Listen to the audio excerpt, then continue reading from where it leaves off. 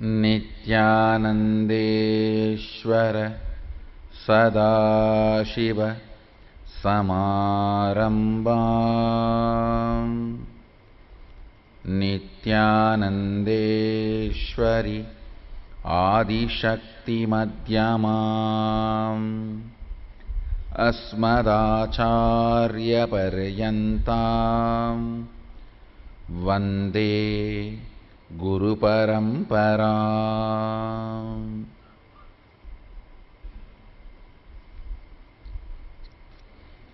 உங்கள் அனைவரையும் வணங்கி வரவேற்கின்றேன். இன்று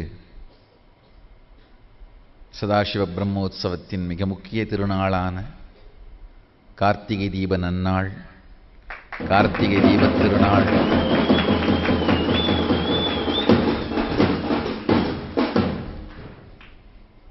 பெருமான் தானே கார்த்திகைக்கு கார்த்திகை நன்னாளில் மலை நுனியிற் சோதியாய் காட்டா நிற்போம் பார்த்த அந்த எல்லோருக்கும்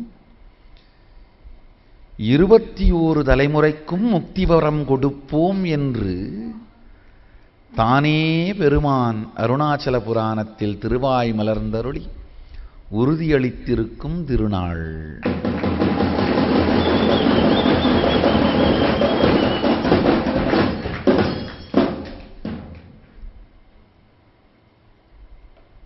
மற்ற திருவிழாக்கள் எல்லாவற்றையும் பற்றி சொல்லும் பொழுது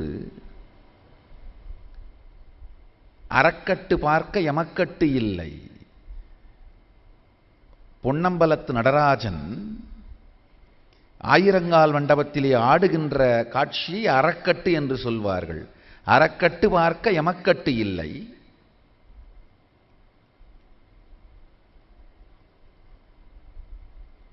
அசபா பார்க்க அல்லாட்டமில்லை.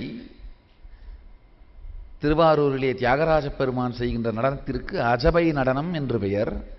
அந்த அஜபா நடனத்தை பார்த்தால் வாழ்க்கையிலே அல்லாட்டம், துக்கம் இருக்காது. திருவூடல் பார்க்க மறுவுடல் இல்லை. பெருமானுடைய திருவூடலை பார்த்தோமானால் மறுவுடல் இல்லை.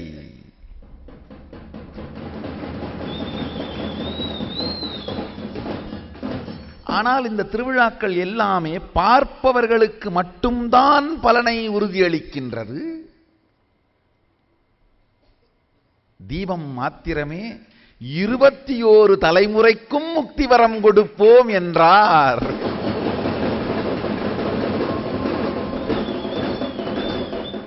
பார்த்தவர்க்கும் பார்த்த வண்ணம் கேட்டவர்க்கும் 21 தலைமுறைக்கும் முக்தி வண்ணம் கொடுப்போம் என்றார். கார்த்திகைக்கு கார்த்திகை நாளிலொரு மலை நுனியிற் சோதியாய் காட்டா நிற்போம் வாய்த்த அந்த சோதியை தரிசித்த எல்லோருக்கும் 21 தலைமுறைக்கும் முக்திவரம் என்று பெருமான் உறுதியளிக்கின்ற அருமையான தீபத் திருவிழா நன்னாள்.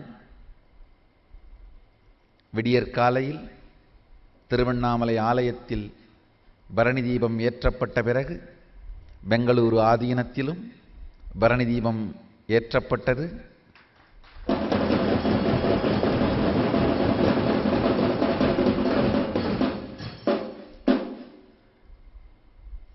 நல்லது. ஆரா தொலைக்காட்சி வழியாக, ஆகமம் தொலைக்காட்சி வழியாக, தீபம் தொலைக்காட்சி வழியாக, ஹெட்லைன்ஸ் தொலைக்காட்சி வழியாக, நித்யானந்த தொலைக்காட்சி வழியாக, இருமுனை காணொலி காட்சி வழியாகவும் உலகம் முழுவதும் அமர்ந்திருக்கும் அன்பர்களை வணங்கி வரவேற்கின்றேன். இன்று உங்களோடு நான் பகிர்ந்து கொள்ள விரும்புகின்ற சத்தியங்கள் ஆழ்ந்து கேளுங்கள். மனிதன் பிரபஞ்சத்தின் அளவி. ஆழ்ந்து கேளுங்கள். Man is the unit of the universe.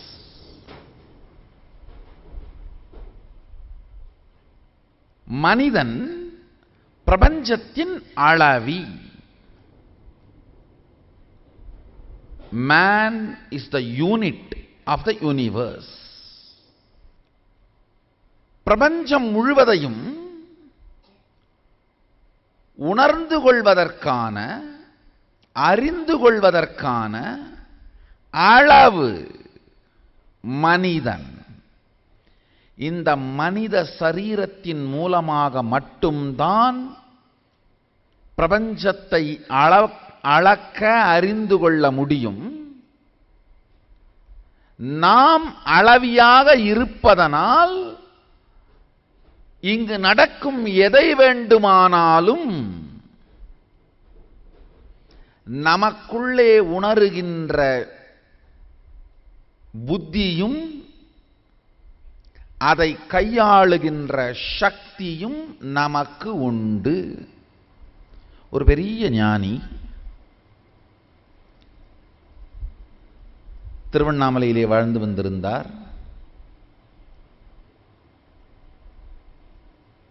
அவருடைய திருவடிகளை தொட்டு வணங்குகின்ற, அவருடைய திருவடிகளில் சில நாட்கள் வாழுகின்ற பெரும் புண்ணியம் எனக்கு கிடைத்திருந்தது. இசக்கி சுவாமிகள்னு பேரு.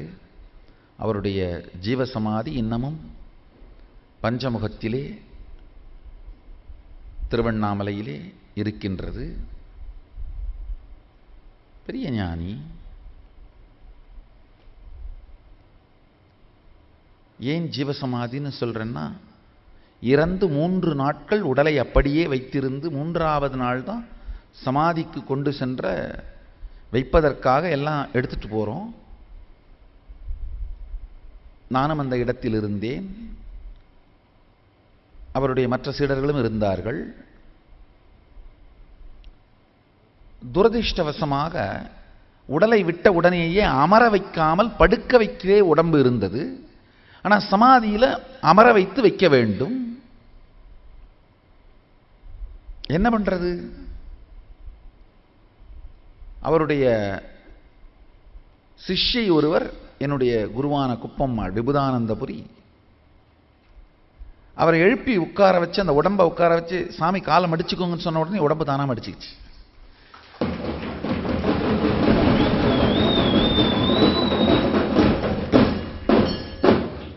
நன்றாக தெரிந்து கொள்ளுங்கள், முழு பத்மாசனம் இட்டுக் கொண்டது கால்கள்.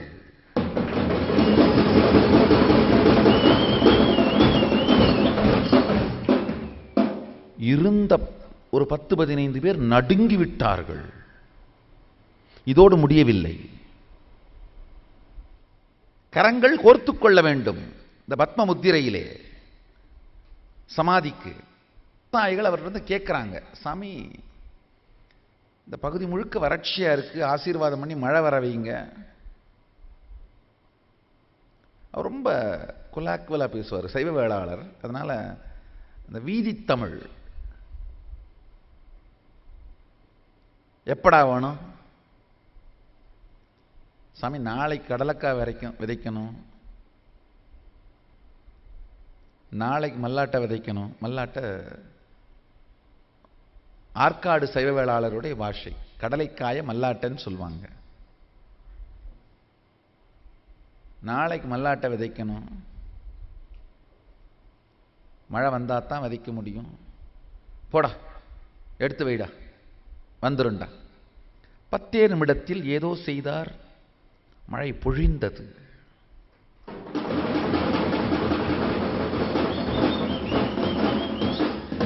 கேட்ட, என்ன சாமி பண்ணீங்க? அருமையான ஒரு வித்தை கற்றுக் கொடுத்தார். கேட்டுக்கொள்ளுங்கள், ஆழ்ந்து கேளுங்கள். வாதாவரணத்தை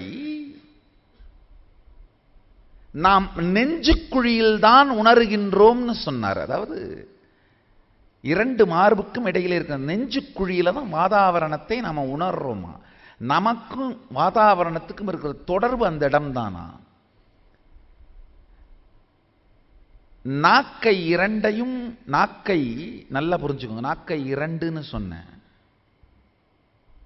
நாக்கு அசைகின்ற பாகம் இந்த சதைப்பகுதி, அசையாத பாகம் அந்த மேல இருக்கிற பாகத்தையும் நாக்குன்னு தான் சொல்வோம், அந்நாக்குன்னு சொல்வோம். இந்த அசையாத பாகமும் அசைகின்ற பாகமும் சேர்ந்து தான் சப்தத்தை உருவாக்குது.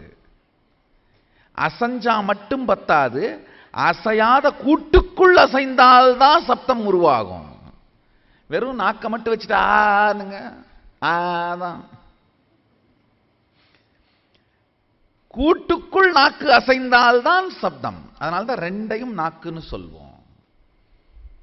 அவர் சொன்னாரு, இந்த அசையும் நாக்கு அசையாத நாக்கை தொடாமல் காற்றை உள்ளிழுத்து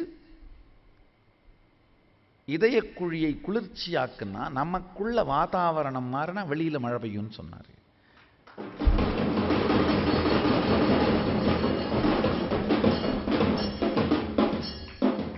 ஆழ்ந்து தெரிந்து கொள்ளுங்கள். தைரியமா இத நான் ஒரு தொலைக்காட்சியில சொல்றேன். உண்மையிலேயே முயற்சி பண்ணி பார்த்தேன். மழை வரும் பொழுது இருக்கின்ற அந்த குளிர்ச்சி, அந்த இதமான தட்பவெப்ப நிலையை உங்களால் இந்த இதய குழிக்குள் கொண்டு வர முடிந்து விட்டால் உங்களை சுத்தி உடனடியாக மழை பெய்ய ஆரம்பிச்சிடும். நான் கேட்டேன், என்ன சாமி சொல்றீங்க?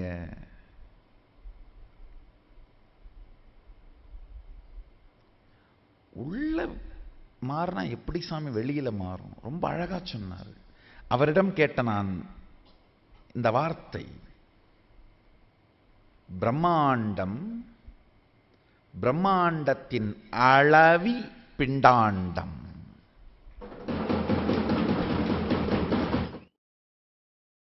ஆழ்ந்து கேளுங்கள். பிரபஞ்சத்தின் அலகு மனிதன், பிரம்மாண்டத்தின் அளவி பிண்டாண்டம். இன்னொரு உண்மையையும் கேளுங்கள். இந்த இன்னைக்கு சொல்ற இந்த 2-3 சத்தியங்களை புரிந்து கொண்டீர்களானால் தீப தரிசன தத்துவத்தை புரிந்து கொள்ளலாம். பிரம்மாண்டத்தின் அளவி மனிதன். அடுத்த வார்த்தையை கேளுங்கள், பிரம்மாண்டத்தின் செயலி மனித உடல். ஆழ்ந்து கேளுங்கள். App of the universe is human body. Just now I made a statement. Unit of the universe is human body. Now I am making the next statement. App of the universe is human body. பிரபஞ்சத்தின் அலகும் பிரபஞ்சத்தின் செயலியும் மனித சரீரம். அலகுன்னா என்னன்னா, பிரபஞ்சத்தின் எந்த பாகத்தையும், எந்த நுட்பத்தையும், எந்த நுணுக்கத்தையும், எந்த அறிவையும், எந்த ஞானத்தையும் உடலை பற்றி தெரிந்து கொள்வதனாலேயே தெரிந்து கொள்ள முடியும் அப்படின்ற சத்தியத்தை தான் பிரபஞ்சத்தின் அளவி மனிதன் என்கின்ற வார்த்தையின் மூலம் சொல்லுகிறேன். பிரபஞ்சத்தின் செயலி மனிதன் சொல்றேன். அப்படின்னா பிரபஞ்சத்தின் எந்த பரிமாணத்தையும், ஆழ்ந்து கேளுங்கள், பிரபஞ்சத்தின் எந்த பரிமாணத்தையும் மனித உடலை வைத்துக் கொண்டு இயக்க முடியும். நல்லா புரிஞ்சுக்குங்க. ஒரு ஆப்பை டவுன்லோட் பண்ணா ஐபோன்லயோ ஐபேடுக்குள்ளேயோ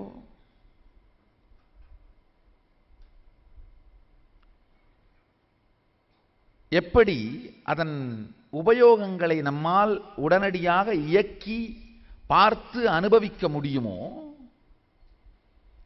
அதே மாதிரி இந்த பிரபஞ்சத்தின் எல்லா இயக்கங்களையும் சக்திகளையும் இந்த மனித சரீரம்ங்கிற ஆப் செயலி மூலமாக நம்மால் செயல்படுத்த முடியும், அனுபவிக்க முடியும்னு சொல்றேன்.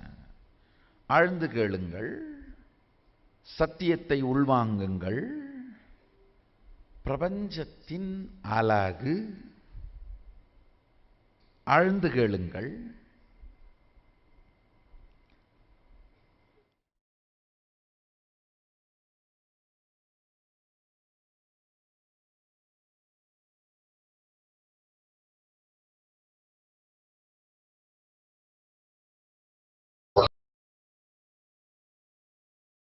தெரிந்து கொள்ளலாம். பிண்டாண்டம் புரிந்தால் பிரம்மாண்டம் புரியும். இந்த அறிவு பிரம்மா. இதிலிருந்து பிறழும் பொழுதுதான் பிரம்மன் அகங்காரத்திற்கு ஆட்படுகிறான். ஆழ்ந்து புரிந்து கொள்ளுங்கள். நமது என்று ஏற்கனவே நாம் உணர்ந்து உயிர்த்திருக்கின்ற ஒன்றை சார்ந்து அகங்காரம் வருவதே இல்லை. நமது என்று ஏதோ ஒன்று இல்லாமல், ஆனால் அது நமதாக இருக்கிறது என்று நாம் மற்றவர்களுக்கு காட்ட நினைக்கும் பொழுதுதான் அகங்காரம் வருகின்றது.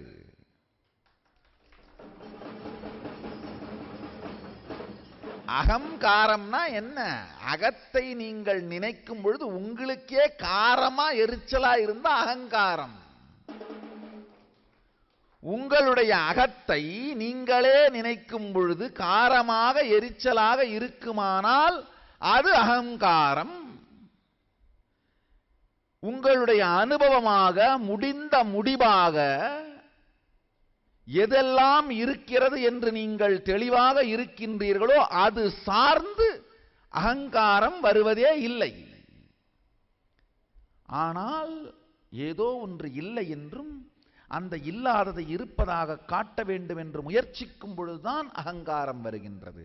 ஆழ்ந்து புரிந்து கொள்ளுங்கள்.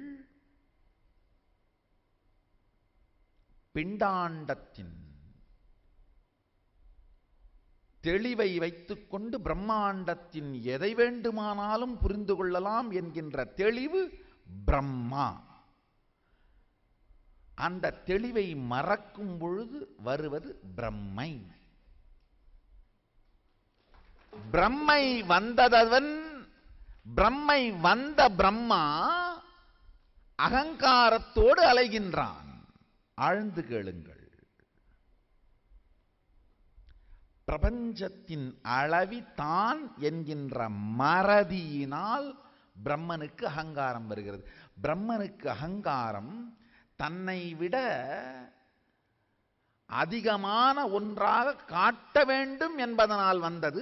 உண்மையில் அவனை விட அதிகமாக ஒன்றும் இல்லை என்பதுதான் சத்தியம்.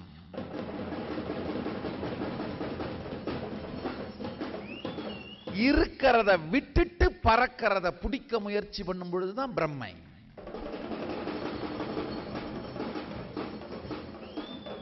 அடுத்த சத்தியத்தை கேளுங்கள். மனிதன் பிரபஞ்சத்தின் செயலி.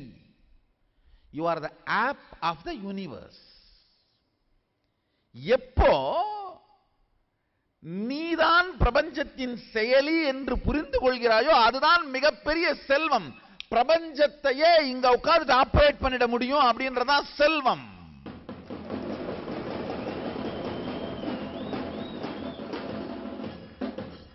அதுதான் விஷ்ணு.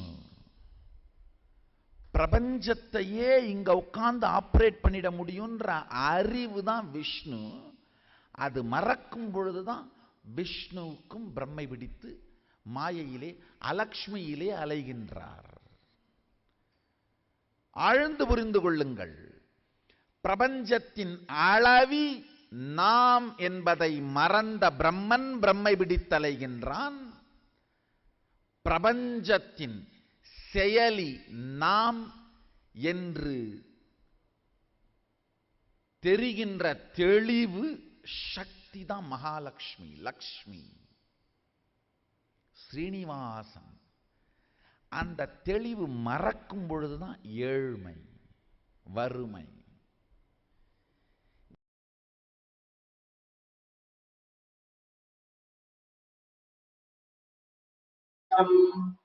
தத்வமஸ்யாஹி லக்ஷ்யம் ஏகம் நித்யம் விமலமச்சலம் சர்வதீ சாட்சிபூதம் பாவாதீதம் திரிகுணரகிதம் சத்குரும் தம் நமாமி.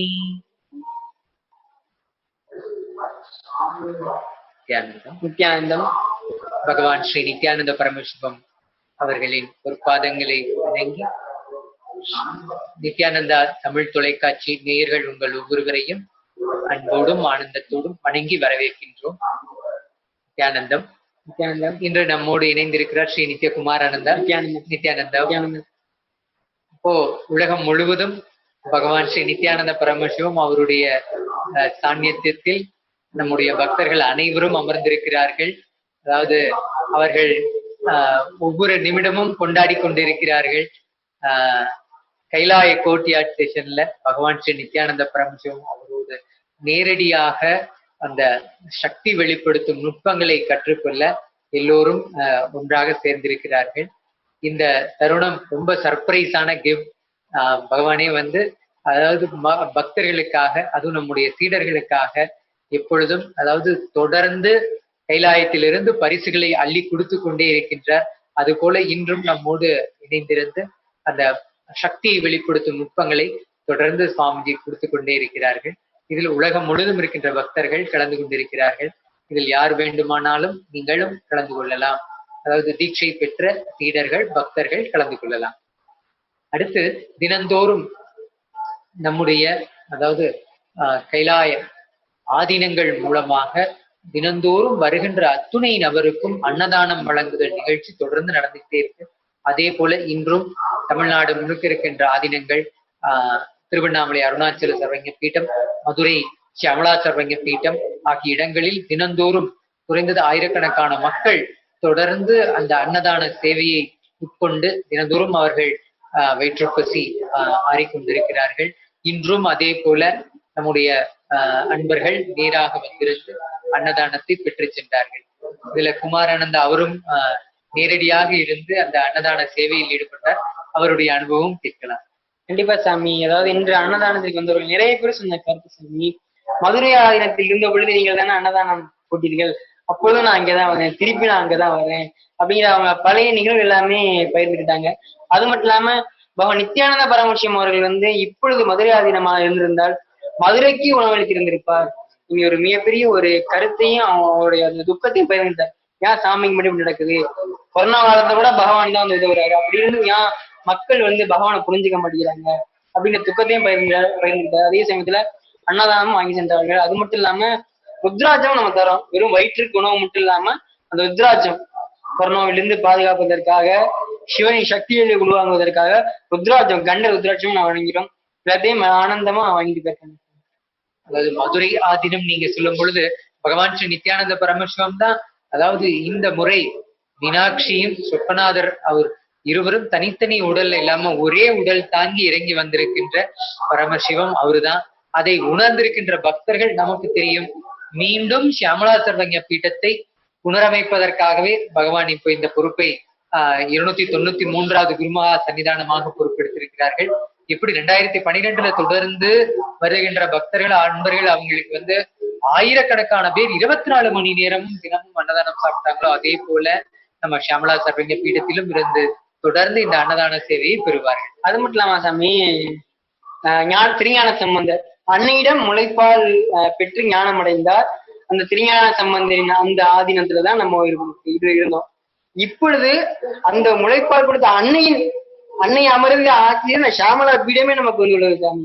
திருஞான சம்பந்தர் அந்த ஆதீனம் இல்லாமல் அவருக்கு ஞானப்படுத்தி அன்னை அமர்ந்து ஆட்சி செய்த இந்த ஷியாமலா பீடத்தில்தான் பகவான் நித்யானந்த பரமசிவம் புடலமைத்துக் கொண்டிருக்கிறார். இது ஒரு மிகப்பெரிய மகிழ்ச்சியான தருணங்கள். ஏன்னா ஆதிசங்கரர் அப்பொழுது என்ன செய்தாரோ அதே திருப்பி ரிட்டர்னா வருதுங்கிறது வந்து என்னோட ஒரு கருத்தா இருக்கு சாமி.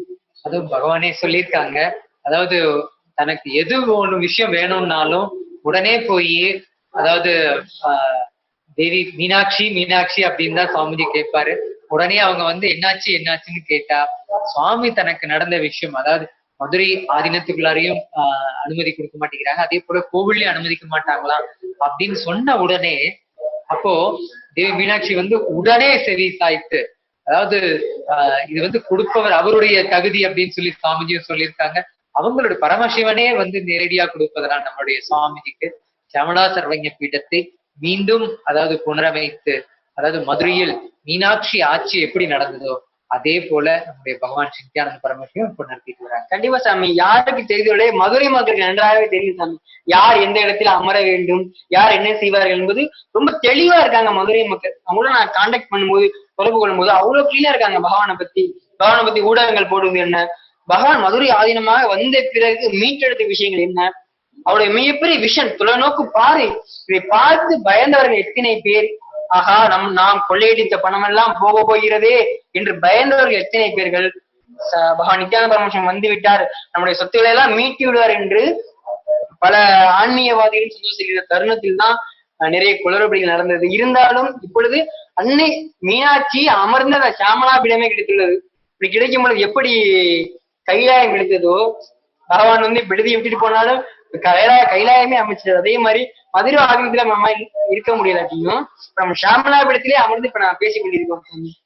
அல்லது இதுதான் ஆக்சுவலா நம்மளுக்கு வாழ்க்கையில நமக்கும் எந்த ஒரு விஷயம் வேணும்னாலும் நம்ம நேரடியா போய் கேட்கலாம். மீனாட்சி மீனாட்சி அப்படின்னு சொல்லி பகவானுக்கு எப்படி வரம் தந்துட்டு இருக்காங்களோ அதே போல நம்ம ஒருத்தருக்குமே மீனாட்சி தேவி பராசக்தி அன்னை நமக்கும் வரம் அளிப்பார்கள். எல்லோரும் அதை பயன்பெறலாம். நீங்க எப்பொழுது வேண்டுமானாலும், அதாவது இந்த கொரோனா லாக்டவுன் பீரியட் இப்ப இருக்கிறதுனால இங்க வந்து அனுமதி இல்லாம இருக்கு. அது உங்களுக்கும் எல்லாருக்குமே அந்த அனுமதி இன்னும் வழங்கப்படல. சூன் இப்போ இந்த கொரோனா லாக்டவுன் முடிஞ்ச பிறகு எல்லோருக்கும் அனுமதி வழங்கப்படும். தினந்தோறும் நீங்களும் வரலாம். அதாவது வாரந்தோறும், அதாவது சனி ஞாயிற்றுக்கிழமைகளில், அதாவது குருமகா சன்னிதானம் பகவான் ஸ்ரீ நித்யானந்த பரமசிவம் அவர்களுடைய நேரடியான ஆசீர்வாதத்தோடு ஒவ்வொரு நபர்கள் வருகின்றவர்களுக்கு சிவ தீட்சையும் விசேஷ தீட்சையும் வழங்கப்படும். சோ அந்த நிகழ்வும் நடக்கும். இப்போ அதாவது நீங்க வீட்டிலே இருந்து கொண்டே பரமசிவ நிலையில் வாழ்வதற்காக பகவான் கொடுத்திருக்கின்ற ஒரு அற்புதம் தான் பரமசிவோகம் லெவல் 2 என்ற இந்த 16 நாட்கள் நடக்கக்கூடிய இந்த தியான வகுப்பு.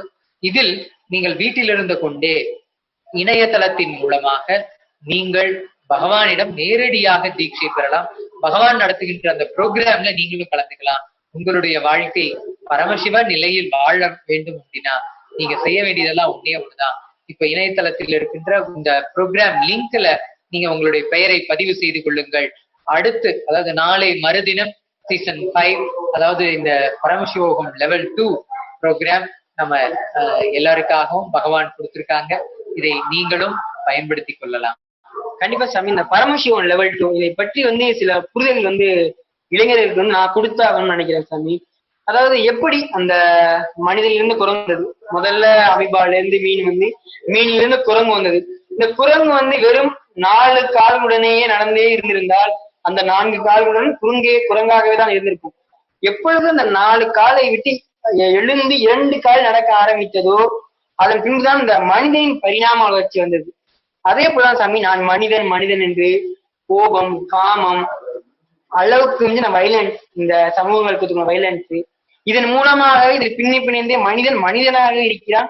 அதுக்கு கீழே தான் போகிறான் சாமி. நாத்தியம், இந்த ஆன்மீக கொள்கை எதிர்ப்பு, இதன் மூலமாக மனிதனிலிருந்து கீழ்நிலைக்கு தான் செல்கிறான். ஆனால் மனிதனிலிருந்து உயர்ந்த நிலைக்கு சென்றாகவே காலம் வந்துவிட்டது. அந்த காலத்திற்கு எடுத்து செல்வதற்காகத்தான் பல அவதார புருஷர்கள் வந்து கொண்டிருந்தார்கள்.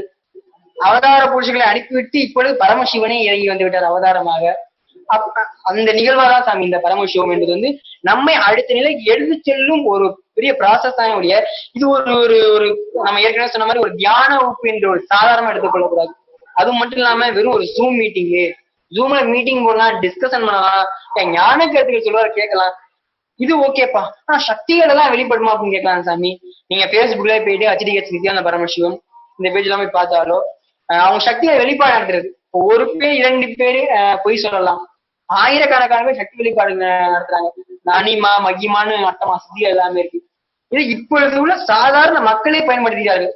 எந்த தவமோ இல்லாமல், எந்த விதமான ஒரு கட்டுப்பாடும் இல்லாமல் ஒரு கொண்டாட்டமா இருக்கு சாமி. பரமசிவம் லெவல் 2 என்பது ஒரு கொண்டாட்டம். கொரோனா காலத்திலும் ஒரு கொண்டாட்டம், கைலாய கொண்டாட்டம்னா அந்த பரமசிவம் லெவல் 2 தான். இதை பற்றி ஆன்மீகவாதிகள் பயன்படுத்திக் கொள்ளணும் சாமி. இவர்கள் வந்து அதாவது இதை வந்து இந்த வகுப்பை பின்பற்றணும்னு நான் சொல்லவில்லை. உண்மையான ஆன்மீகவாதிகள் வந்து இதை கண்டிப்பா இதை பயன்படுத்திக்கணும் சாமி. பகவான் கூட ஏன் வந்து இந்த பரமசிவத்தை பத்தி சொல்லியிருக்காரு வீடியோ, அதை பார்த்துட்டு நம்ம வந்து தொடர்ந்து பேசணும். அந்த வீடியோல பாக்குறதுக்கு முன்பு ஆக்சுவலா பகவான் சொன்ன அந்த சத்தியம் என்ன அப்படின்னா, சாதாரணமா இருக்கிற மனிதர்கள் இப்பொழுது வந்து இறை மனிதர்களாக உயர்வதற்கு, அதாவது இப்ப நமக்குள்ளார பாத்தீங்கன்னா நம்ம உள்ளுக்குள்ளார ஐடென்டிட்டி, இப்ப நான் யார் அப்படின்னு பார்க்கும்போது நமக்குள்ளார நான் இப்ப இந்த உடம்பு இந்த மனசு அப்படின்னு சொல்லி மட்டும்தான் நம்ம சுருக்கி பார்த்திருக்கோம். இது தாண்டி நம்ம ஒருத்தருமே இறை சக்தியினுடைய வடிவம் தான். அதாவது நான் பரமசிவன் தான் அப்படிங்கிறத உணர வைப்பதற்கான ஒரே நிகழ்வு தான் இந்த 16 நாட்கள் கொண்ட பரமசிவோகம் லெவல் 2.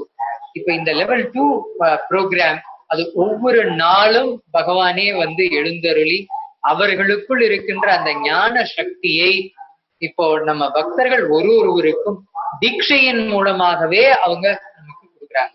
சோ இது வந்து அந்த பெற்ற அன்பர்கள், இப்போ குமாரானந்த ஐயர் சொன்னது போல அவர்கள் சக்தி வெளிப்படுத்தியதை நீங்க தான் Facebookல பார்க்கலாம். HDH நித்யானந்த பரமசிவம் அப்படிங்கிற அந்த பேஜ்ல நீங்க ஆன் பண்ணி பார்க்கும் பொழுது, அதாவது இந்த கடந்த 4 ப்ரோக்ராம் பரமசிவோகம் லெவல் 2ல கலந்துகிட்ட அன்பர்கள் தினந்தோறும் அவர்கள் சாமிஜியினுடைய செஷன் முடிஞ்சதுக்கு அப்புறம் அவர்கள் சக்தி வெளிப்படுத்துவதை அந்த Facebook பேஜ்ல பகிர்ந்திருக்காங்க.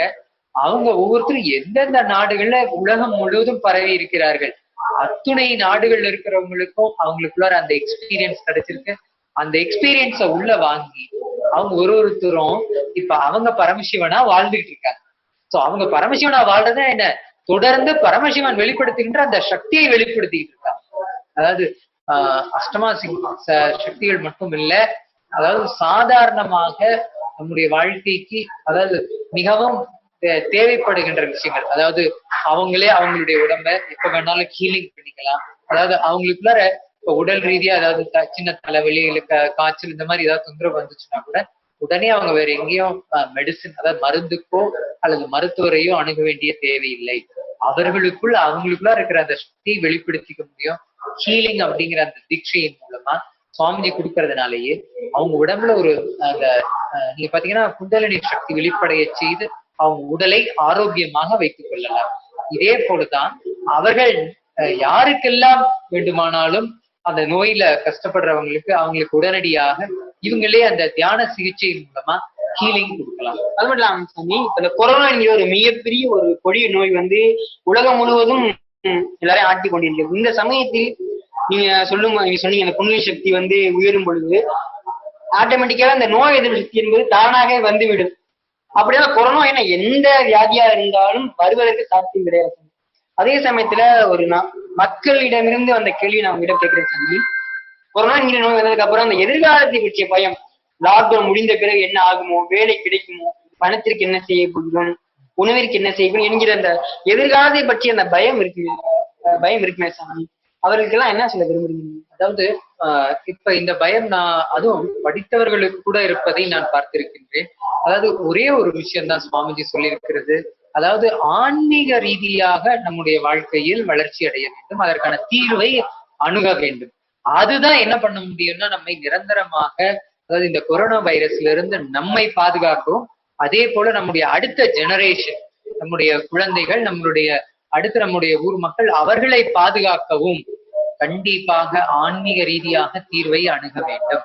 ஆன்மீக ரீதியா என்ன தீர்வுனா சுவாமிஜி வந்து இத ரொம்ப அற்புதமா இப்போ இந்த சமீபத்துல உருவாக்கினாங்க.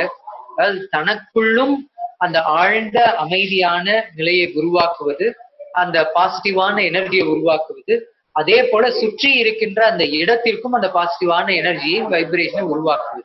எப்படி இது சாத்தியம்னா ஒரு மனிதன் தனக்குள் அந்த ஆன்ம தேடுதலோடு ஆன்ம வளர்ச்சியை அடையும் போது என்ன செய்யணும்னா ரொம்ப சிம்பிளா சுவாமி கொடுத்திருக்கிற முதல் டெக்னிக் அன்கிளச்சிங். அன்கிளச்சிங் அப்படின்னா அதாவது நமக்குள்ளார நிர்விகல்ப நிலையில் சமாதி நிலையில் இருத்தல். நிர்விகல்ப நிலை அப்படின்னா என்னன்னா மனம் கடந்த நிலை. இப்ப சாதாரணமா பார்த்தீங்கன்னா ஒருத்தருக்கும் எண்ணம் ஓட்டங்கள் அதிகமா இருந்துகிட்டே இருக்கும். இப்ப நம்ம டிவி பார்த்துட்டு இருக்கும்போது கூட உள்ளுக்குள்ளார வேற ஏதாவது ஒரு எண்ண ஓட்டம் ஓடிக்கிட்டே இருக்கும். ஓ இந்த சேனல்ல இப்ப இவங்க பேசுறாங்க, வேற ஏதாவது சேனல் ஏதாவது வருமா அப்படிங்கிற இந்த தாட் வந்து ஓடிக்கிட்டே இருக்கும். நம்ம எந்த ஒரு செயல்ல நம்ம இருந்தாலும் நமக்குள்ளார மல்டிபிள் சேனல்ல அந்த தாட் வந்து வந்துகிட்டே தான் இருக்கு. அதுதான் என்னன்னா நம்மை அந்த ஒரு அமைதியான நிலையில், நம்மை ஒரு ஆனந்தமான நிலையில் வாழ விடாமல் தடுத்து கொண்டிருக்கின்றது. அதனாலதான் சுவாமிஜி சொல்றாங்க, இதுல இருந்து நீங்க அன்கிளச் பண்ணுங்க. இந்த அன்கிளச்சிங் அப்படிங்கிறது சுவாமிஜி கொடுத்திருக்கிற ஒரு நேரடியான ஒரு நுட்பம், நாம் உடனடியாக பரமசிவ நிலையை அடைவதற்கு. அதாவது இன்ஸ்டன்டா நீங்க அன்கிளச்சிங்ல இருந்தா உங்களுக்குள்ளார அந்த மனம் கடந்த நிலையில நீங்க பரமசிவ நிலையில் தான் இருப்பீங்க. சோ அந்த நிலையில் இப்ப நம்மளுடைய பக்தர்கள் தினந்தோறும் 24 மணி நேரமும் ப்ரோக்ராம் பண்ணியிருக்காங்க. இது பகவான் அவருடைய சாநித்தியத்துல, அதாவது உலகம் முழுவதும் இருக்கின்ற அன்பர்கள் என்ன செய்யறாங்கன்னா ஒரு மணி நேரமாக பிரித்து கொண்டு அவர்கள் குழு குழுவாக எந்தெந்த ஊர்களில் இருந்தாலும் அவர்கள் இணையதளத்தின் மூலமாக ஒன்றாக சேர்த்து தாங்கள் அன்கிளச்சிங் அப்படிங்கிற இந்த நிர்விகல்ப சமாதி நிலை, அகண்ட நிர்விகல்ப சமாதி ஞான யக்ஞ என்று சுவாமி இந்த அற்புதமான நிகழ்விற்கு பெயர் கொடுத்திருக்கிறார்கள். இது வெற்றிகரமாக நம்முடைய அன்பர்கள் பக்தர்கள் இதை தொடர்ந்து செய்து கொண்டே வருகிறார்கள். அவர்களுக்குள் அந்த சக்தியை உணர்வது மட்டுமல்லாமல் சுற்றி இருக்கின்ற எல்லோருக்கும் அந்த சக்தியை கொடுக்கிறார்கள். இதனுடைய ரிசல்ட் பாத்தீங்கன்னா, அதாவது சுவாமிஜி வந்து தொடர்ந்து 6 மாசம் சொல்லியிருக்காங்க. இதை தொடர்ந்து நம்ம செய்ய போறோம். கொரோனா வைரஸ் அப்படிங்கிறத நம்ம நீக்கணும்னாலும், நமக்குள்ளார பயம் அல்லது மக்களுக்குள்ளார இருக்கிற பயத்தை நீக்கணும்னாலும் நீங்களும் இதில் பங்கு கொள்ளலாம். ஒரே 1 மணி நேரம் நீங்கள் இதில் கலந்து கொண்டு உங்களுக்குள் அந்த நிர்விகல்ப சமாதி நிலையில் நீங்கள் உங்களை ஆழ்த்திக் கொள்ளுங்கள். நிச்சயமாக கொரோனாவை நாம் வெளியேற்றுவோம். இதற்கெல்லாம் தகுதிகள் இருக்கா சாமி? இந்த அகண்ட நிர்விகல்ப சமாதி ஒரு நாளைக்கு 24 மணி நேரத்துல ஏதாவது 1 மணி நேரம் எடுத்து இதில் கலந்து கொள்ளலாம் என்று சொன்னீர்கள்.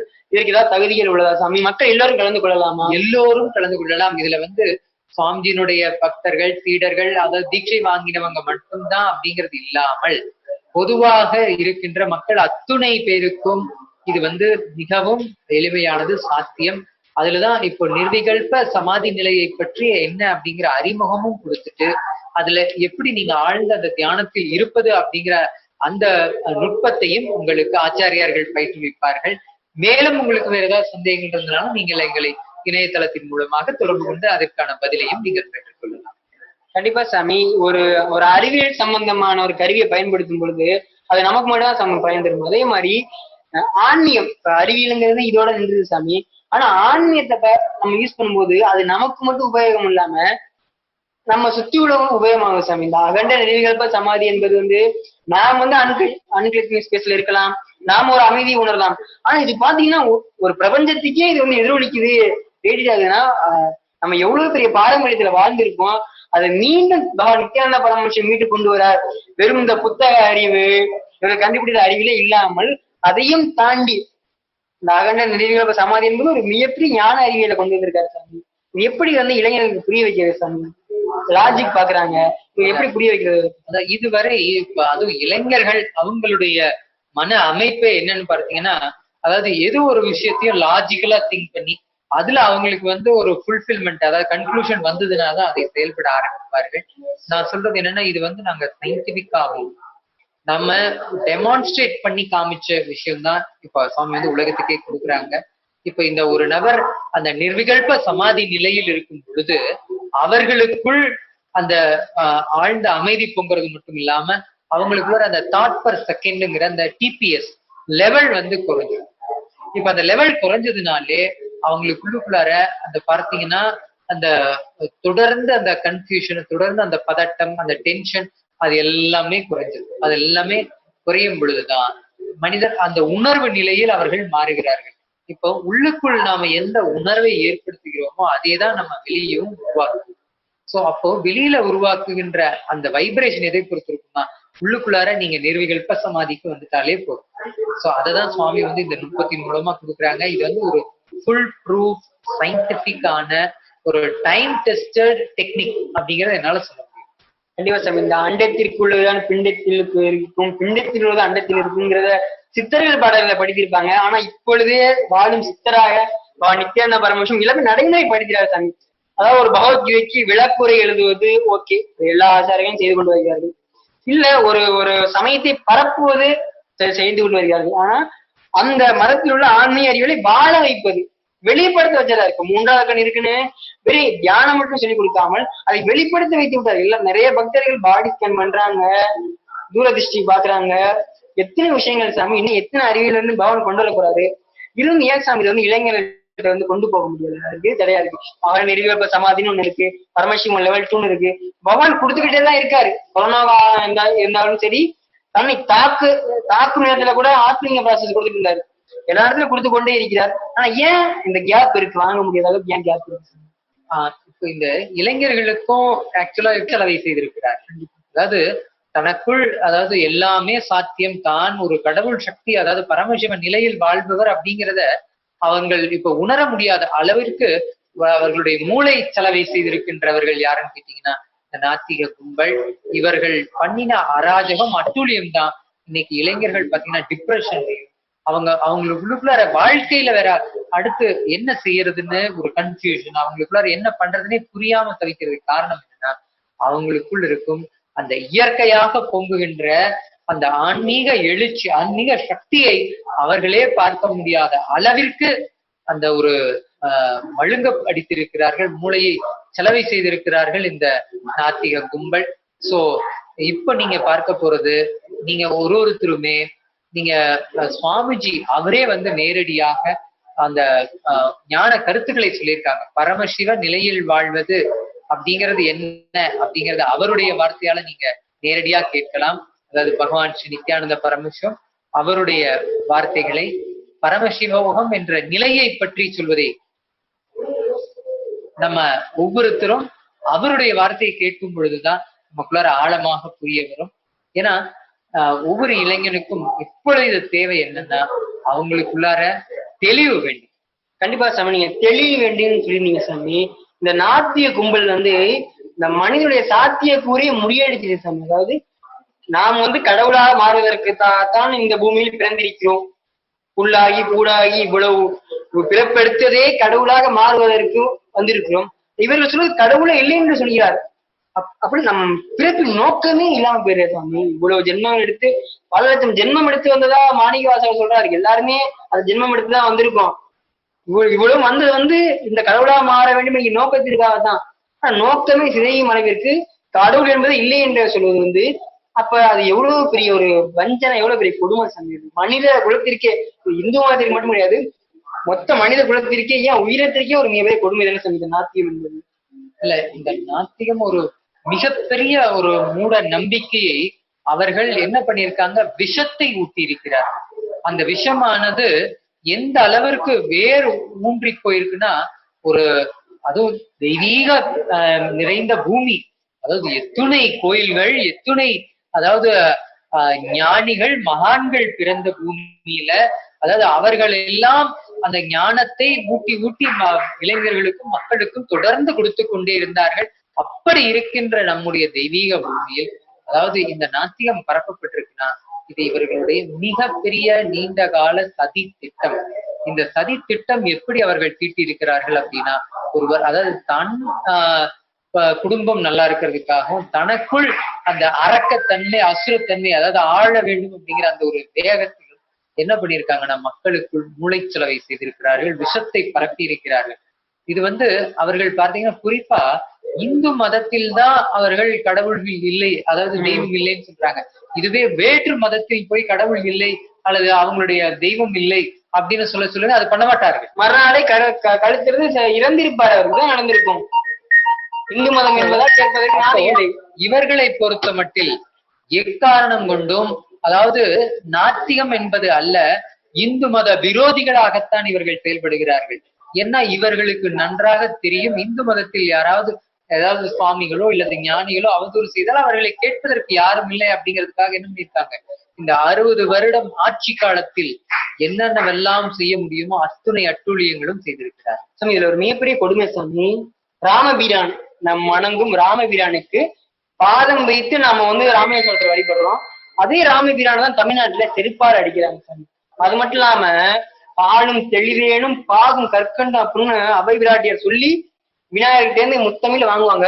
அப்படியுடைய விநாயகரே தமிழ் கடவுள் இல்லை என்று அந்த விழாவையே கொச்சைப்படுத்துவது, ஏதோ விநாயகர் சதுர்த்தி வந்தால்தான் மத கலவரம் நடப்பது போல் இந்த மீடியாக்கள் எல்லாம் காமிப்பது, இது எவ்வளவு பெரிய வேசித்தான் சாமி.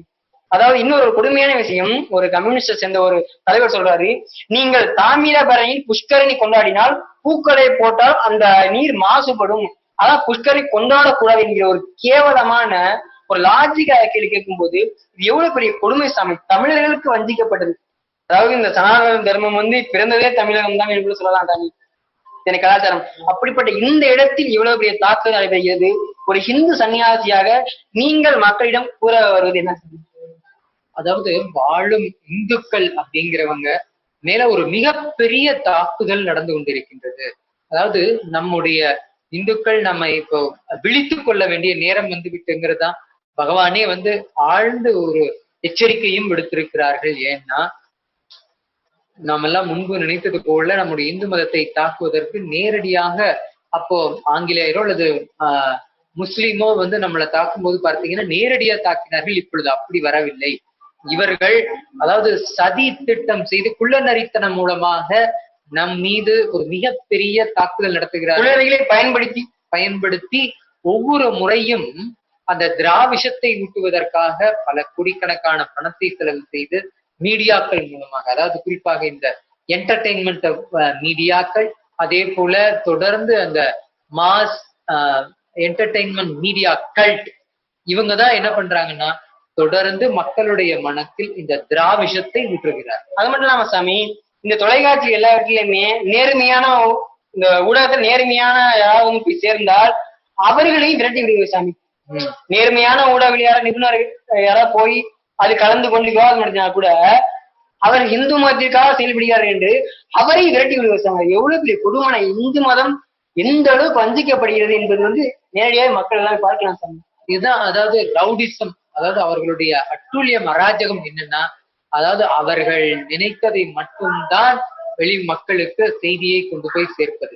அதாவது என்னவெல்லாம் போலித்தனம், என்னவெல்லாம் அவர்கள் அந்த ஏமாற்றுதல ஃப்ராட் பண்றாங்களோ அது அத்தனையும் என்ன பண்றது மறைப்பதற்காக. அதாவது சத்தியத்தை உண்மையை பேசுகின்ற ஒரு நபர்கள் தைரியமாக வந்தால் உடனடியாக அவர்கள் மீது குற்றச்சாட்டு வைத்து அவர்களை மீடியாவிடமிருந்து பிரிப்பு. இதுதான் தொடர்ந்து செய்து கொண்டிருக்கிறார்கள்.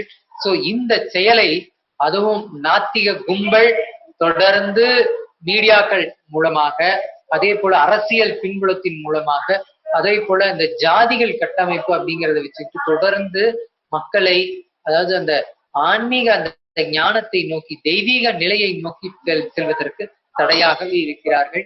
இதுல இப்ப குறிப்பா நீங்க பார்க்கலாம், பகவான் அவங்களே வந்து அந்த ஞான கருத்துக்களை சொல்லி இருக்கிறாங்க. அதாவது அவர்களுடைய வார்த்தையை நாம் நேரடியாக கேட்கும் பொழுது நாம் ஒவ்வொருத்தருமே அந்த தெளிவை நமக்குள் கொடுக்க முடியும். அதாவது சுவாமி சொல்லுகின்ற அந்த பரமசிவ நிலையை நாம் ஒவ்வொருத்தரும் அடைவது மட்டும்தான் இந்த நாத்திக கும்பலிடம் இருந்து நாம் தமிழ்நாட்டை மீட்டெடுப்பதற்கான ஒரே வழியாக இருக்க முடியும். இப்பொழுது எல்லோரும் பரமசிவ ஞானத்தை உள்வாங்குவதற்கு தயாராகலாம். நீங்க சுவாமிஜியே சொல்லுகின்ற அந்த ஞான கருத்தை கேட்கலாம்.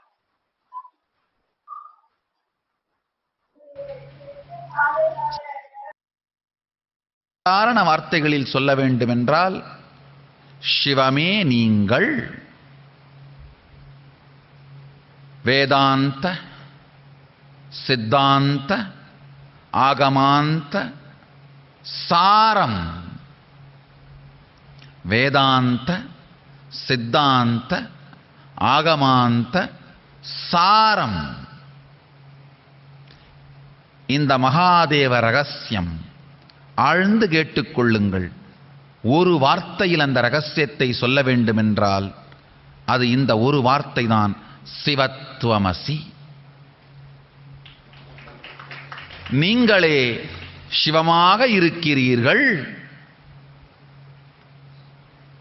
நீங்களே சிவமாக இருக்கிறீர்கள். சிவத்வமசி.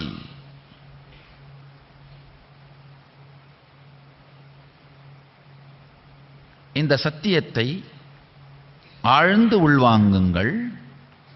சிவத்வமசி.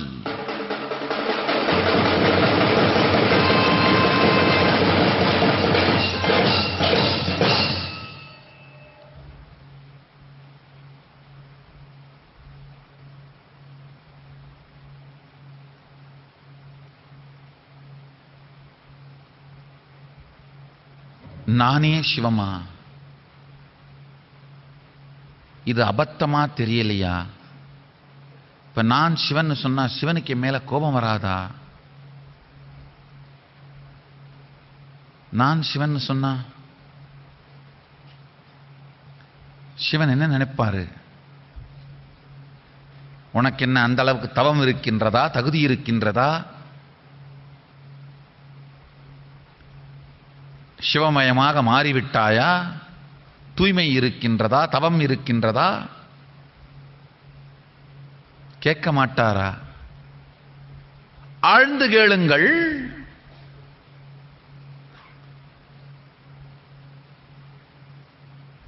வெளி உலகத்திலே வெற்றிக்காக நீங்கள் உருவாக்கிக் கொள்ளுகின்ற சாத்திய மன அமைப்புதான் திறமை. உள்ளுலகத்திலே நீங்கள் உருவாக்கும் சாத்திய மன அமைப்புதான் தவம். திறனும் தவமும் உள்வெளி பேதமன்றி வேறொன்று அடிப்படை பேதம் இல்லாதவைகள். ஆழ்ந்து புரிந்து கொள்ளுங்கள்.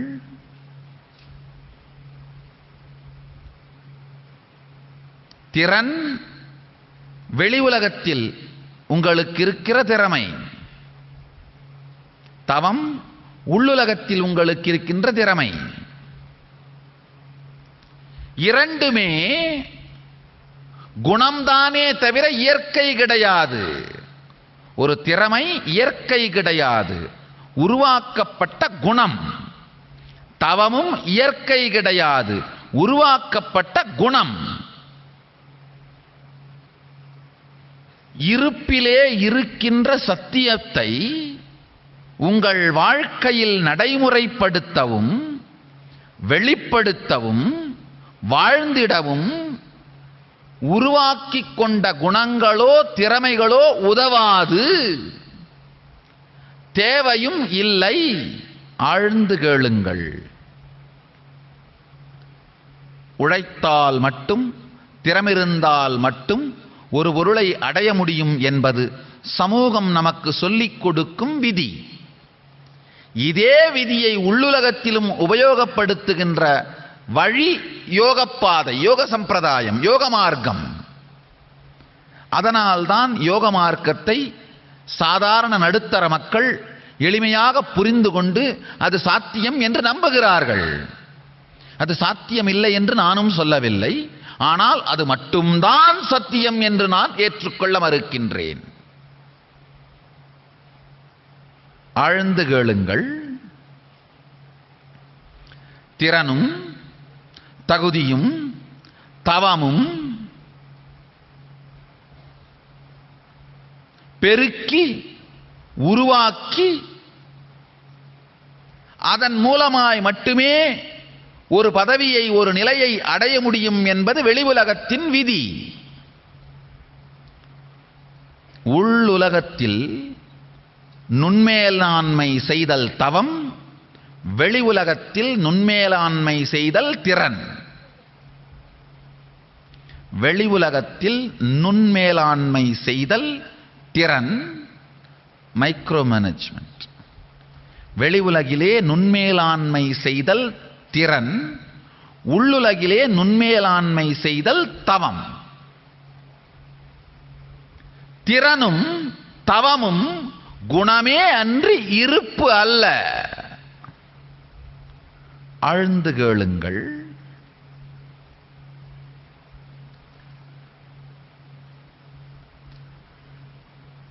நடுத்தர மனது,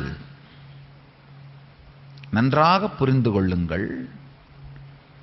நடுத்தர மக்களாக வாழ்வது தவறல்ல, நடுத்தர மனதுடன் வாழ்வது தவறு. நடுத்தர வாழ்வு தவறல்ல, நடுத்தர மனது தவறு.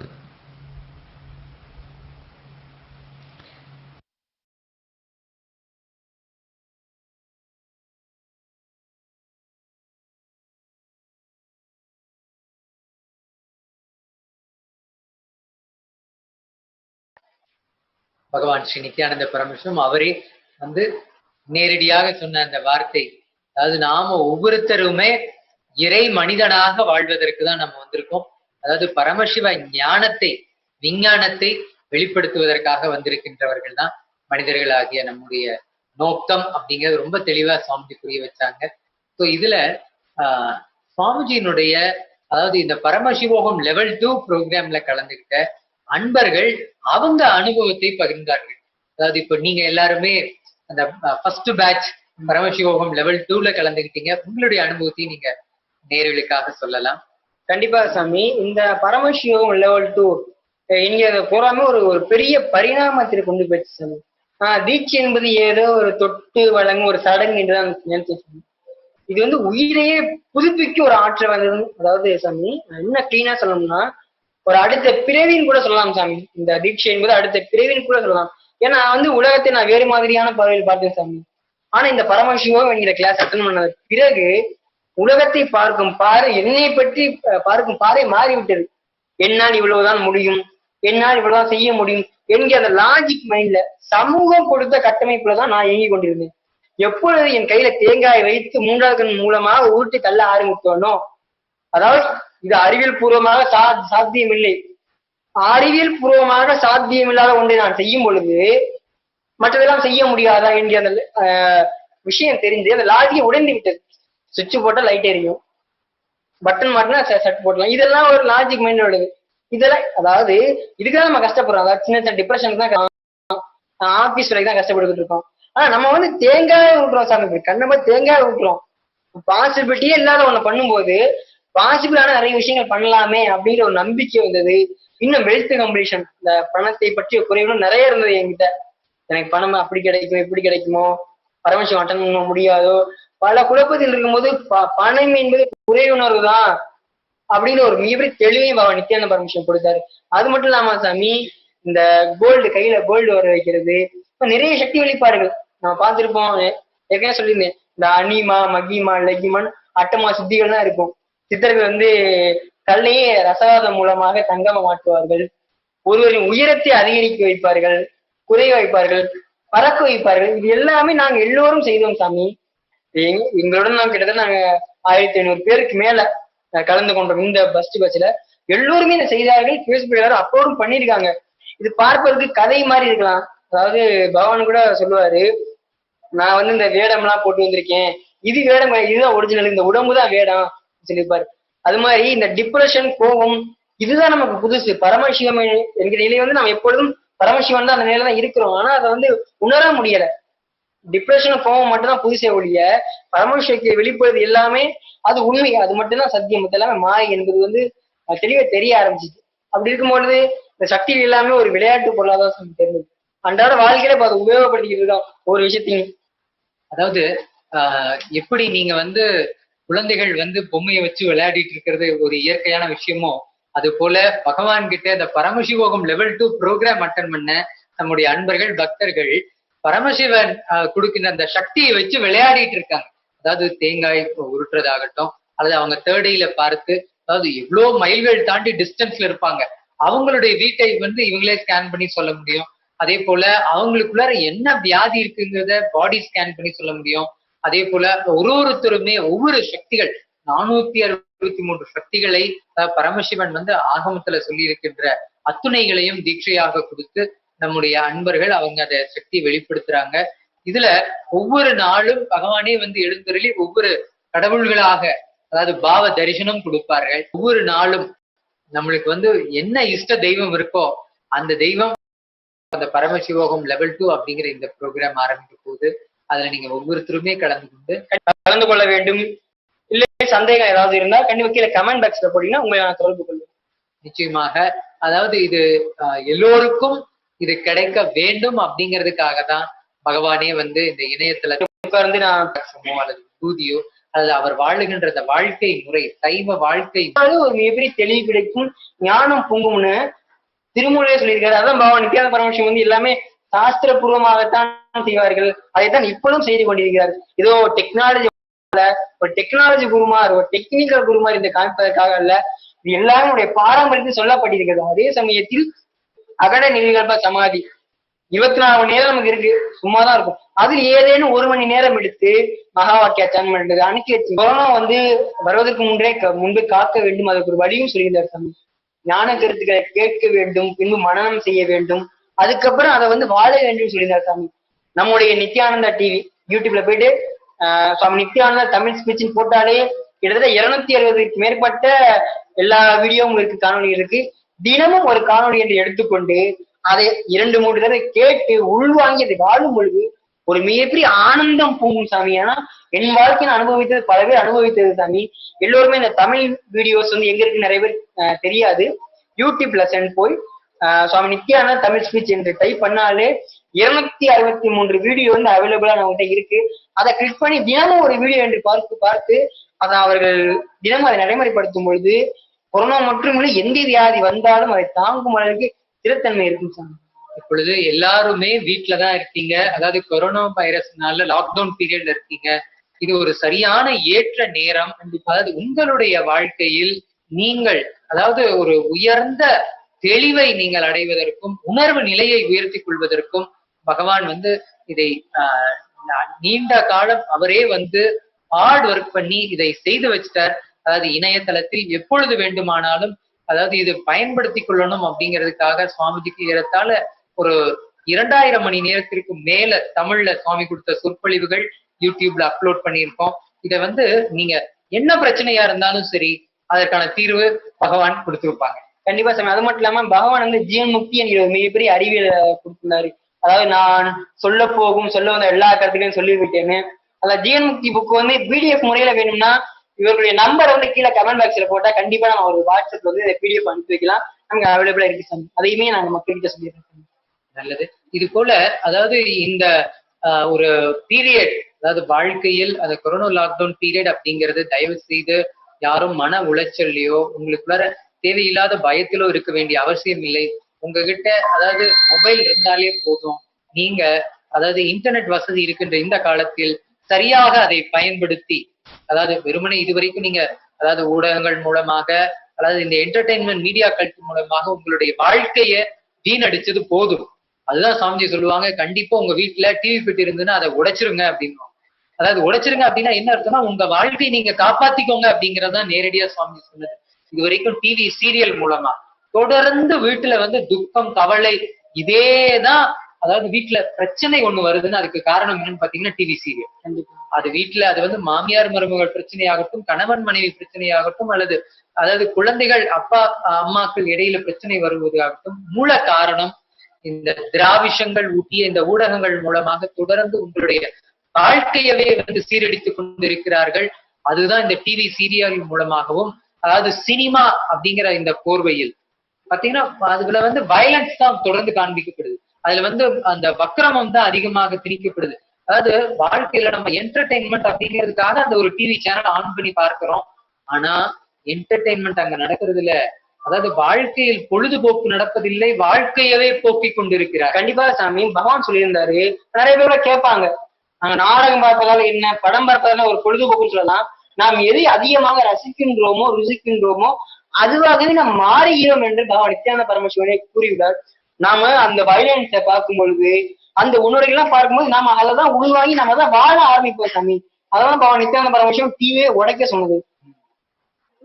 சோ இது வந்து ஒரு ஒவ்வொரு மனிதரையும் அதாவது தமிழகத்தில் குறிப்பா நம்முடைய குடும்பங்கள் அவர்களை காப்பாற்ற வேண்டும் அப்படிங்கிறதுக்காக அதாவது வாழும் இந்துக்கள் அவர்களுக்குள் அதாவது மீண்டும் நம்முடைய சத்தியத்தை சனாதன இந்து தர்மத்தை வாழ வைக்கிறதுக்காகத்தான் பகவான் வந்து ஒரு ஆயிரக்கணக்கிற்கும் மேல அதாவது நித்யானந்தா டிவி ஆப் அதன் மூலமாக தொடர்ந்து மக்களுக்கு கொடுத்துட்டு இருக்காங்க. இதுதான் பொக்கிஷம்.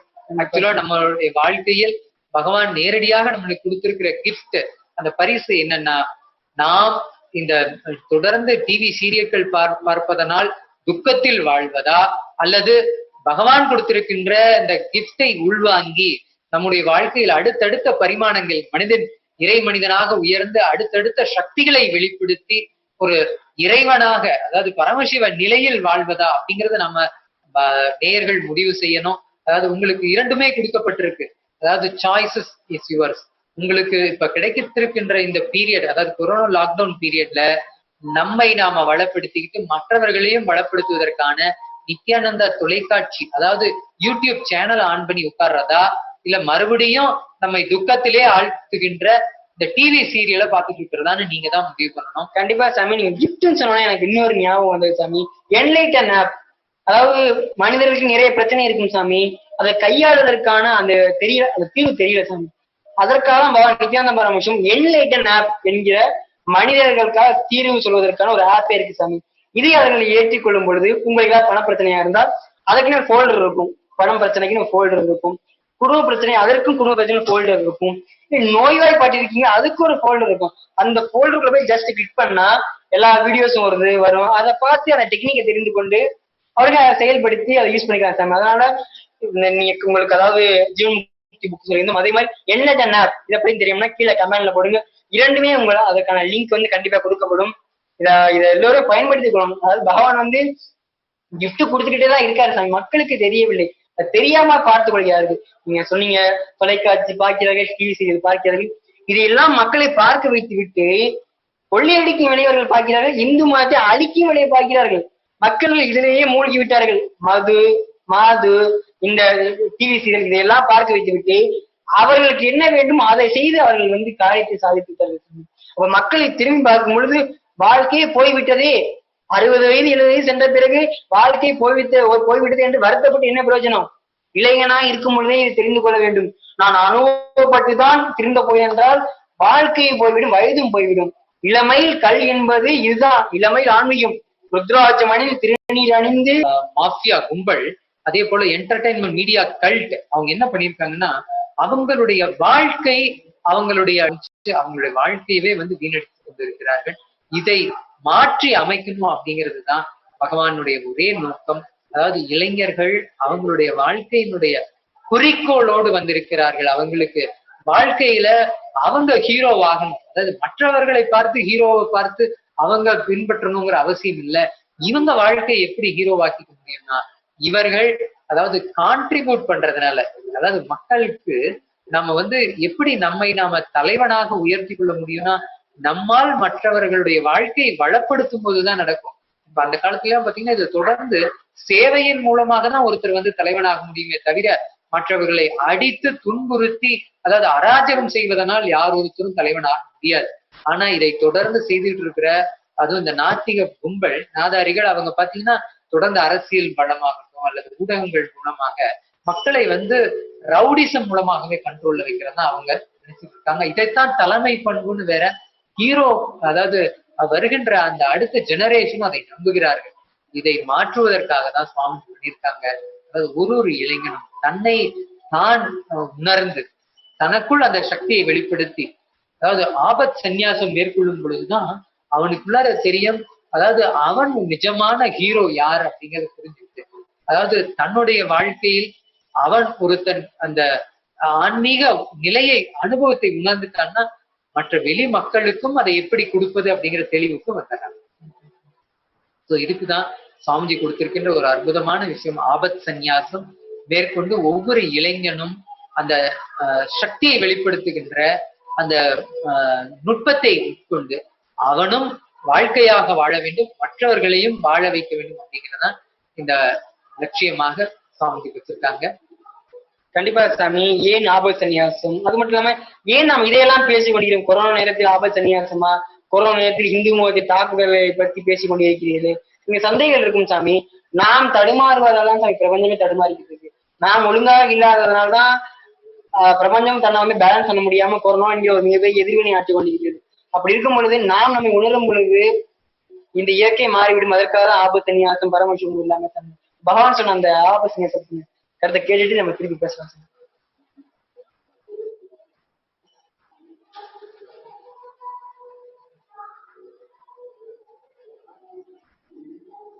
இந்து மதத்திற்காக சிந்திக்கின்ற திங்க் டேங்கா இருக்கிற யாரும் தமிழ்நாட்டுக்குள்ள வாழ முடியாது. அதுதான் உண்மை. கசப்பான உயிரையே கலங்க வைக்கின்ற ஆனா உண்மை அதுதான். தமிழ்நாட்டை இந்துக்கள் இழந்து விட்டார்கள், அதுதான் உண்மை. என் வாயால சொல்லக்கூடாதுங்கிறதுக்காக கட்டுப்படுத்திட்டு இருந்தேன். ஆனா என்னைக்காவது ஒரு நாள் இந்த உண்மையை நான் சொன்னா நீங்கெல்லாம் முழிச்சுப்பீங்களோ அப்படிங்கிற ஒரு நப்பாசையில இன்னைக்கு சொல்லிட்டேன், அவ்வளவுதான். இந்துக்களே விழித்துக் கொள்ளுங்கள். இந்த தஞ்சாவூர் கோவில்ல தமிழ்ல கும்பாபிஷேகம் பண்ணணும்னு சொல்றதெல்லாம் தமிழ் மேல இருக்கிற பற்று கிடையாது. அவங்க உண்மையா என்ன சொல்ல வராங்கன்னா, ஆகமப்படி பண்ணக்கூடாதுன்னு சொல்ல வராங்க, அவ்வளவுதான். அதுக்கு ஒரு டெக்னிக்கலா அந்த விஷத்திலே சர்க்கரை தடவி கொடுக்கக்கூடிய தீய சக்தி கும்பல், திராவிஷ கும்பல், அதுக்கு இந்த தமிழ்ன்ற சர்க்கரைய முலாம் பூசி கொடுக்கிறது. சரி, இப்ப ஒருவேளை தமிழ்ல கும்பாபிஷேகம் பண்ணியிருந்தா, அந்த தமிழ் கும்பாபிஷேகம்னு போராட்டம் பண்ண எல்லாரும் அப்படியே திருநீர் பூசி ருத்ராட்சம் தாங்கி வந்து தேவாரம் திருவாசகத்தையும் பாடி ஐயனே நமச்சிவாய வாழ்க நாதந்தாள் வாழ்க இமைப்பொழுதும் நீங்கா என் நெஞ்சில் நீங்காதான் தாழ்வாழ்கன்னு பாடி பரவி பிரகதீஸ்வரரை வலம் வந்து சிவபக்தர்களா வாழ்ந்துட போறாங்களா? யாரை ஏமாற்றுகிற வேலை இதெல்லாம்?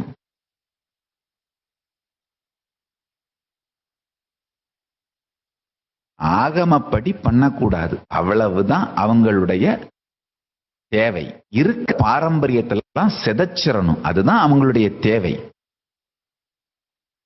அதுக்காக தான் எல்லா ஆர்ப்பாட்டமும். அது தமிழை யூஸ் பண்றது. இப்ப அடுத்து என்ன? அவங்க அந்த ஆகமப்படி நடந்தே ஆகணும்னு பலமா நின்ன சன்னிதானங்களை எல்லாம் அட்டாக் பண்றது. நம்ம தருமபுரம் சன்னிதானம் அவருடைய சொந்த, அவர்களுடைய பிரதான சிஷ்ய மடமான திருப்பனந்தாள் மடத்திலிருந்து அவர்களுடைய கோவிலுக்கு பல்லக்குல போக முடியல. என்ன நடக்குது? பல்லக்கும் தீவட்டியும் சன்னிதானங்களுக்கும் சிவாச்சாரியார்களுக்கும் மரபு. எனக்கு தெரிஞ்சு திருவண்ணாமலையில சிவாச்சாரியார்கள், இந்துக்களே விழித்துக் கொள்ளுங்கள், சபரிமலைக்கு பிரச்சனை வரும்போது மற்றவங்க எல்லாம் என்ன நினைக்கிறோம், அது சபரிமலை போற பக்தர்கள் பார்த்துக்கிட்டு நமக்கு என்ன விடுப்பா. சங்கர மடத்துக்கு பிரச்சனை வரும்போது அது பிராமணர்கள் பார்த்துக்கிட்டும், பிராமண மடம் நமக்கு என்ன விடுப்பா. ஆதீனங்களுக்கு பிரச்சனை வரும்போது அது ஆதிசைவர்கள் முதலியார்கள் சைவ வேளாளர்கள் பார்த்துக்கிட்டும் நமக்கு என்ன விடுப்பா அப்படின்னு நாம சிதைந்து போய் கிடக்கின்ற, சிதறி போய் கிடக்கின்ற சமூகமாக இருக்கின்ற வரை இந்துக்களே தமிழ்நாட்டை இழந்து விட்டீர்கள் என்பதை புரிந்து கொள்ளுங்கள். இந்துக்களுக்காக சிந்திக்கின்ற யாரும் தமிழ்நாட்டில் வாழ முடியாது என்பதுதான் இன்றைய உண்மை. நல்லா புரிஞ்சுக்கோங்க. இதெல்லாம் பொய் கேஸ்ன்னு நிரூபிச்சுட்டு நான் நிரபராதின்னு வெளியில வருவேன் அவங்களுக்கும் தெரியும். ஆனா அதுக்குள்ள என் வாழ்க்கை முடிஞ்சு போயிருமில்ல.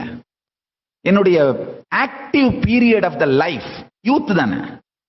அந்த யூத்ல நான் ஆக்டிவா இருக்கக்கூடாது, அவ்வளவுதான் அவங்களுடைய விருப்பம். இந்த திராவிஷ ஊடகங்களுக்கும் கும்பலுக்கும்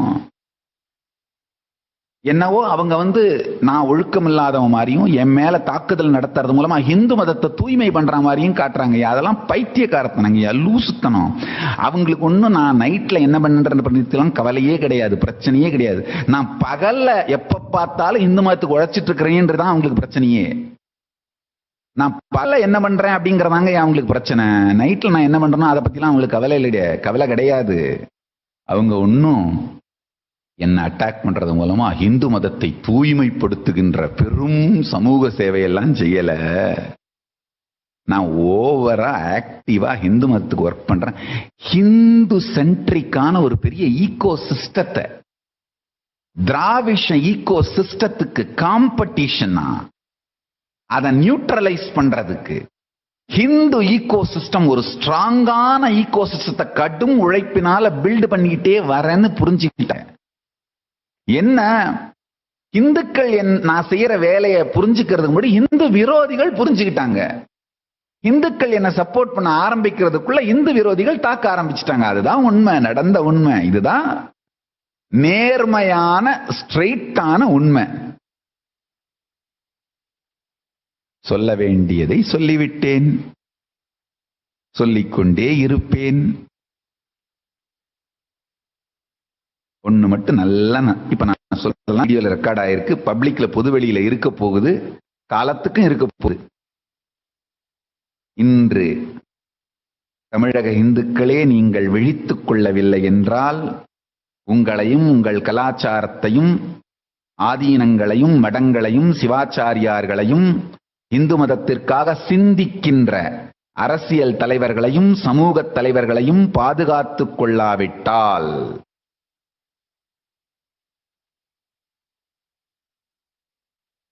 இருபத்தஞ்சு வருஷம் 30 வருஷம் அதுக்கப்புறம் என்ன நடக்கும் அதெல்லாம் நான் சொல்ல வரல. அடுத்த 4-5 வருஷம் கூட தாக்கு பிடிக்க மாட்டீங்க. அதான் உண்மை. ரொம்ப அடுத்த தலைமுறை இந்துக்களுக்குத்தான் வாழ்க்கைக்கு சிக்கல் வரும்னு முட்டாள்தனமா கனவு கண்டுட்டு இருக்கீங்க. அடுத்த டிகேட், அடுத்த 10 ஆண்டுகளுக்கு உங்கள் மிச்சம் இருக்கின்ற, எச்சம் இருக்கின்ற, சொச்சம் இருக்கின்ற கலாச்சார அடையாளங்கள் நல்லா புரிஞ்சுக்கோங்க. நம்ம கடந்த காலத்தினுடைய நம் முன்னோர்களுடைய சாதனை பெருமை, அந்த சாதனை பெருமை வாழ்க்கை முறைக்கு அவங்களுக்கு காரணமாயிருந்த உந்து சக்தி இந்து மதம். அந்த சத்தியங்கள் உங்களுக்கு புரிஞ்சாதான் உங்க எதிர்காலத்தை உருவாக்கிக் கொள்ளுகின்ற, அமைத்துக் கொள்ளுகின்ற தெளிவும் துணிவும் தைரியமும் உங்களுக்கு வரும்.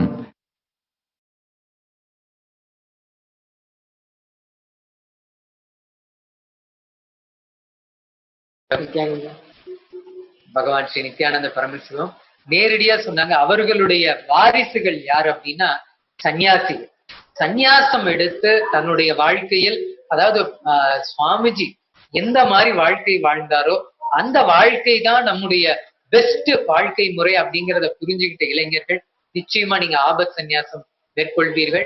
அந்த ஆபத் சந்நியாசம் பற்றி மேலும் உங்களுக்கு விளக்கம், அதாவது கேள்விகள் எதா இருந்துச்சுன்னா நீங்க தாராளமா எங்களை நேரடியாக அணுகலாம். அதாவது நம்முடைய பொறுப்பு இப்பொழுது இந்து மதத்தை வாழுகின்ற அன்பர்கள் அவர்கள் நேரடியாக நாம் புரிந்து கொள்ள வேண்டிய நேரம் வந்துவிட்டது. என்னன்னா, நம் மீது ஒரு மிகப்பெரிய போர் நடந்து கொண்டிருக்கின்றது. இந்த போரில் நாம் இந்து மக்களாகிய நாம், அதாவது இந்து மதத்தை காப்பாற்றுவதற்கே நாம் ஒரு சந்நியாச படை வேண்டும். முதலில் அவர்களுடைய வாழ்க்கையை முதல் பிரையாரிட்டியா, அதாவது இந்து மதம் தான் அப்படின்னு வாழுகின்ற சந்நியாசிகள் வேண்டும். ஏன்னா இந்த சந்நியாசிகள் தான் என்ன பண்ணுவாங்கன்னா, அவர்கள் முழு நேரமும் அவர்களுடைய வாழ்க்கை, அதாவது தியாக உணர்வோடு, அதாவது தான் அனுபவித்திருக்கின்ற அந்த சனாதன இந்து தர்மத்தை மக்களுக்கும் அந்த தர்மத்தை சொல்லி அவர்களையும் வாழ வைப்பார்கள்.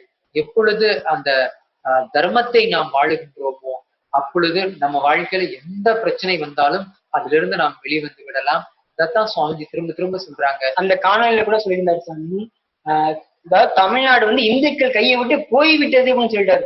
வாயார் சொல்ல விரும்பும்போது, ஆனா இப்போது சொன்னாலும் விழித்து கொள்வீர்களே என்ற ஒரு நட்பாசையில்தான் சொல்கிறேன்னு சொல்றாருன்னா, எந்த எக்ஸ்ட்ரீமுக்கு வந்து இந்து மதம் தமிழ்நாட்டில் அழிந்து விட்டது என்பதை வந்து புரிந்து கொள்ள வேண்டும். அதாவது இதற்கான தீர்வுக்கு சுவாமிஜி வந்துட்டாங்க. அதாவது குடும்பத்தில் ஒரு நபராவது ஆபத் சந்நியாசம் மேற்கொண்டு நம்முடைய இந்து மதத்தை, அதாவது தமிழக இந்துக்கள் நீங்கள் வாழ்வதற்கான ஒரு சூழலை உருவாக்க வேண்டுமானால் இந்து மதத்தை வாழுகின்ற சன்னியாசிகளை உருவாக்குவது மட்டும்தான் தீர்வாக இருக்கும். அதுவும் இப்ப குறிப்பா சுவாமிஜி சொன்னது என்னன்னா, அதாவது வீட்டுல இப்ப நீங்க இந்து மதத்தை வாழுகின்ற அன்பர்கள் நீங்க 5 குழந்தைகளை பெற்றுக்கொள்ளுங்கள். அதாவது குழந்தைகளை நீங்கள் பெற்றுக்கொள்வது என்பதற்கு தடை எதுவும் இல்லை. ஆனா இவர்கள் வேணும்னே இந்த மாற்று மதத்தில் இருப்பவர்கள்லாம் தொடர்ந்து அவங்களுடைய ஸ்ட்ராட்டஜி படி, அதாவது அவங்க நிறைய குழந்தையை நீங்கள் பெற்றுக்கிட்டே இருப்பாங்க அவங்களுடைய, அதாவது மதத்தை வளர்ப்பதற்காக. தீவிரவாதியை மாற்றுறதுக்கு செய்யும் பொழுது ஒரு ஞானியை, ஒரு மகானை உருவாக்குவதற்கு நாம் செய்வது எந்த தவறும் இல்லை. ஸ்ட்ராங்காவே சாமிஜி நேராவே நம்ம எடுத்து சொல்லலாம் சாமி. நல்லா, அதாவது இந்துக்கள் நீங்கள் குடும்பத்தில் இருக்கின்றவர்கள் 5 குழந்தைகளை பெற்றுக்கொள்ளுங்கள். அதாவது நீங்கள் 2 குழந்தைகளை, அதாவது கைலாயத்திற்கு பகவானுக்கு நேரடியாக, அதாவது ஞான குழந்தைகளாக உருவாக்குவதற்கு நித்யானந்த குருகுலத்தில் அவர்களை பயிற்றுவிப்பதற்கு அனுப்புங்கள். இதுதான் நீங்கள் செய்ய வேண்டிய முதல் தேவை. அதாவது இந்து மதத்தை காக்க வேண்டும் என்றால் நீங்கள் செய்ய வேண்டிய முதல் தேவை இது. அந்த குழந்தைகளை ஞான குழந்தையாக மாற்றுவோம். அதே போல இளைஞர்கள் யாரெல்லாம் விரும்புகிறீர்களோ ஆபத் சந்நியாசம் மேற்கொள்ளுங்கள். உங்களை அதாவது இந்த கொரோனா வைரஸ் போன்ற மிகப்பெரிய அச்சுறுத்தலிலிருந்து காப்பாற்றிக் கொள்வதற்கும் அதே போல நாட்டையே காப்பாற்றுவதற்கும் அதேதான் சிறந்த வழியாக இருக்கும். இப்பொழுது பகவான் ஸ்ரீ நித்யானந்த பரமசிவம் தொடர்ந்த ஞான கருத்துக்களை, பரமசிவ ஞானத்தை உலகத்திற்கு கொடுத்து கொண்டே இருக்கிறார்கள். அதை கேட்டு உள்வாங்கி நாமும் நம்முடைய வாழ்க்கையை அந்த பரமசிவ நிலைக்கு உயர்த்தி கொள்ளலாம். இதற்கு நீங்களும் உங்களுடைய உணர்வில் தயாராகிக் கொள்வதற்கு மகா வாக்கியம் உச்சாடனம் செய்யுங்கள். மகா வாக்கியம் என்பது நமக்குள் ஆழ்ந்து அந்த அமைதி நிலையையும் அதே போல் அந்த கேட்டல் அப்படிங்கிற உணர்வு நிலைக்கும் நம்ம எடுத்துட்டு வரும். சோ இந்த மகா வாக்கியம் ஓம் நித்யானந்த பரமசிவோகம் என்ற இந்த மகா வாக்கியத்தை உச்சரிக்கலாம்.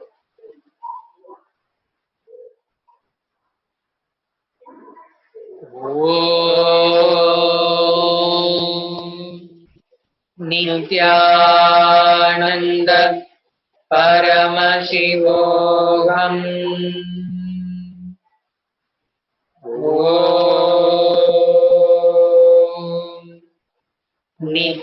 நித்யானந்த பரமசிவோகம்